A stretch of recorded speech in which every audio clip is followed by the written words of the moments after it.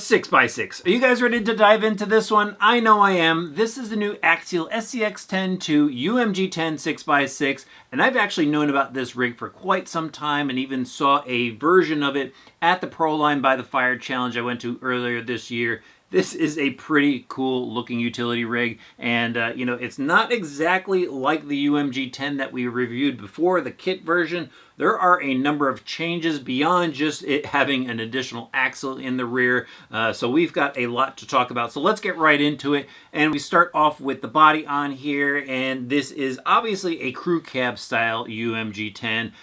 The other version that's out there, the kit version, the 4x4, is just a single cab. I went and did a cabrio cut on that. You should definitely check out that video. It's a very cool video to watch, and just a great rig if you're looking for a 4x4, but we're talking 6x6 here. So let's talk about all the details. And you know, first thing up here, this paint job is actually done on the outside. It's more of a matte finish to it. It's got this gunmetal gray. It looks very cool. They have clear windows on it. Definitely like that. And it is tinted through the decal.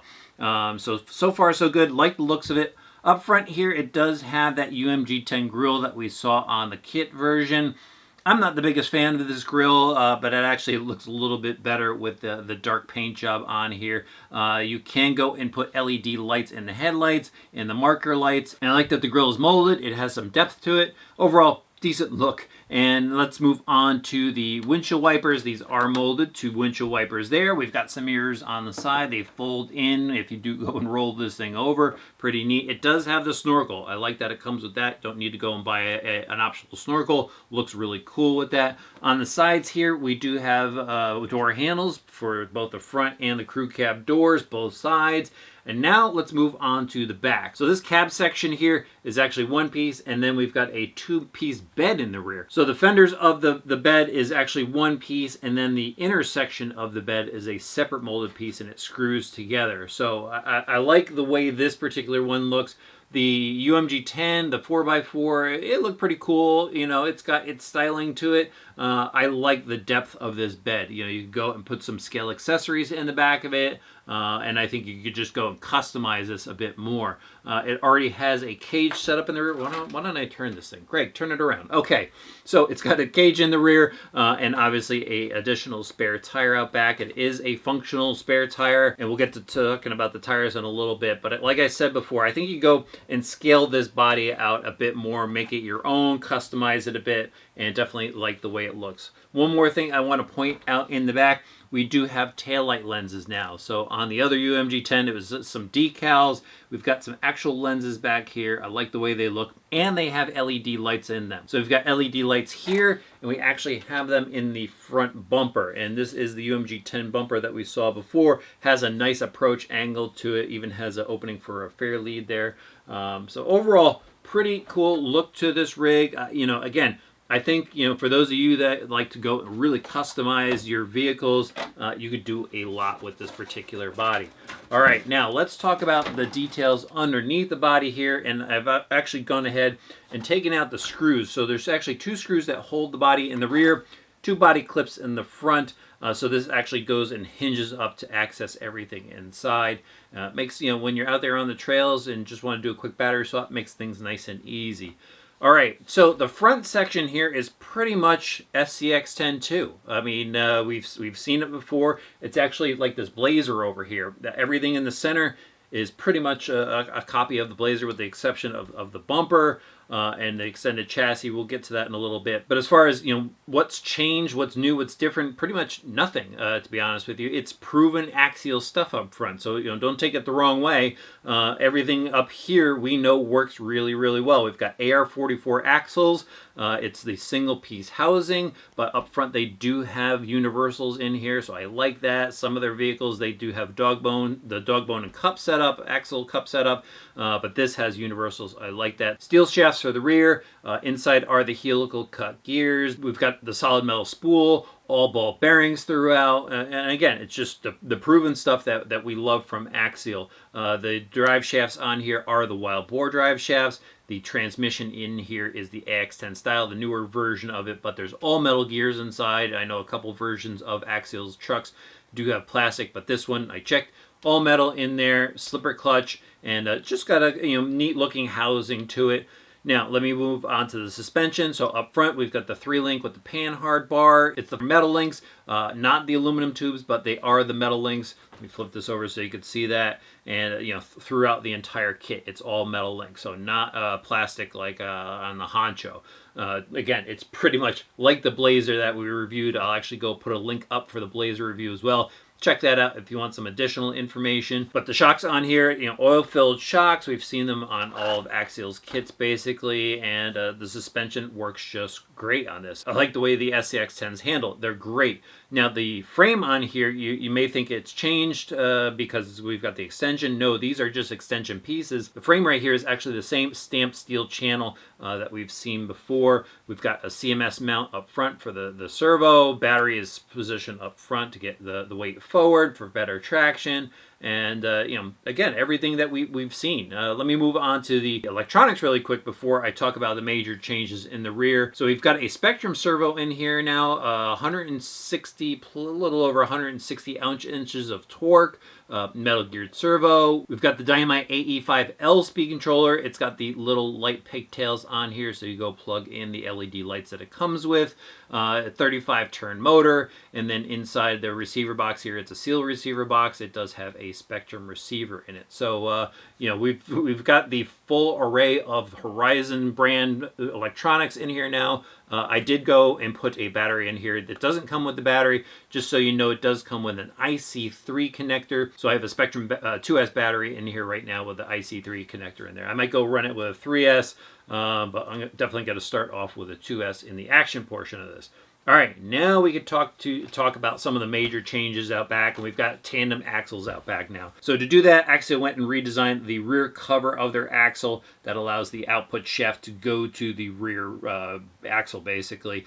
We've got some wild bore axles in the rear, and to set everything up, we now have a 4-link suspension in the back, and it's basically a new cross brace here that does that. It's got the drop-down mount for the 4-link. So basically, you've got the proper suspension that you need, and everything floats just fine, feels nice and smooth. Again, metal links out back, so everything is much more solid in the link department. And then these are frame extensions, so it's the stamped steel frame just extended out, and basically this new mount here makes sure that it doesn't twist or turn or anything like that. We've got some extra bracing with the 2 cross braces here that we've seen before on the SCX10. But overall, it feels pretty sturdy. A little bit of wobble, but I guess it really depends on how far you're pushing this thing. If you're just a backyard basher, just roaming around the backyard, that'll be fine. But if you're pushing it to the limits, I don't know, there is a little bit of flex actually. So it's pretty interesting. They went that route of just adding an extension instead of making a new steel chassis, a complete chassis. But I think that's pretty interesting. Maybe they'll offer actually extension kits or conversion kits, so maybe those of you that have an SCX10 could convert that pretty easily. I'm just guessing maybe there'll be a kit. If not, probably pretty easy to source out all the parts if you wanted to go and convert your existing vehicle to a 6x6 platform. So again, everything works pretty smooth back here. The transmission spins nice and freely,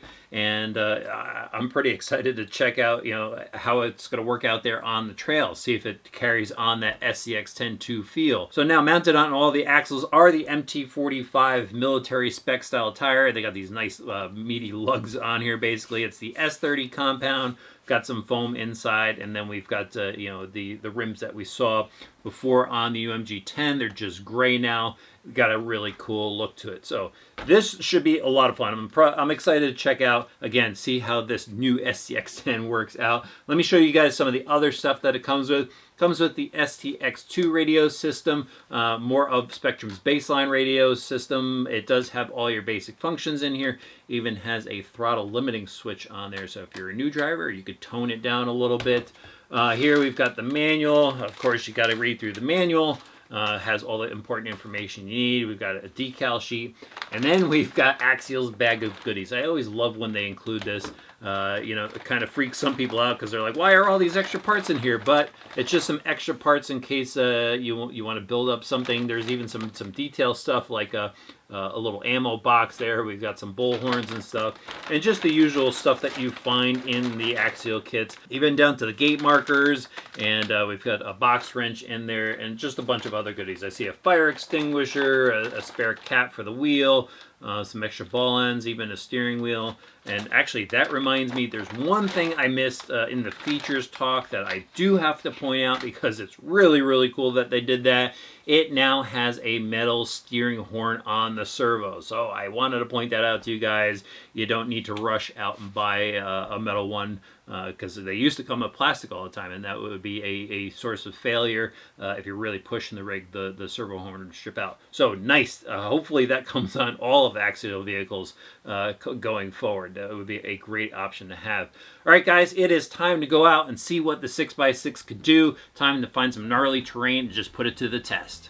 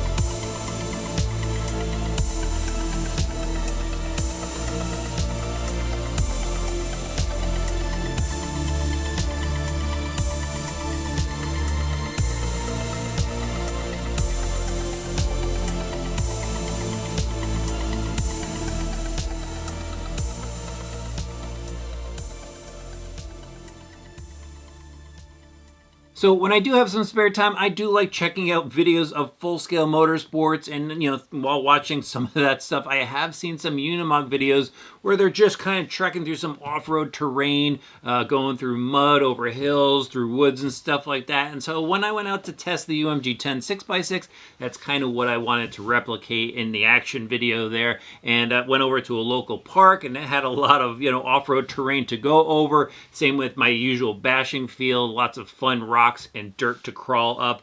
And the Axial UMG10 is a great truck to bash around with in that type of terrain. It was a lot of fun to climb up the dirt mounds, go over the rocks and stuff like that. The mossy rock was definitely a challenge for this truck. But overall, it's a very fun drive. It's a different experience. It's not exactly like a regular SCX10 II because of the longer wheelbase. Sometimes the rear end does have a bit more traction. The front kind of pushes it a little bit. But why don't I start to get into the details, and we'll start off with the steering on this. So it's got that new servo in there. I think it is a bit better than the old Tactic servos we were used to. It does seem to have a bit more torque. However, this thing still does kind of want to push because it's got those extra wheels just forcing the front end, well, actually, when I was going through the sand and stuff, it just understeered, in that element. And on some of the rocks where, the front end was kind of light, the rear was just felt like it was just pushing the front all over the place. And so that took a little bit of getting used to. I think it could benefit from a bit stronger of a servo when the front end is planted.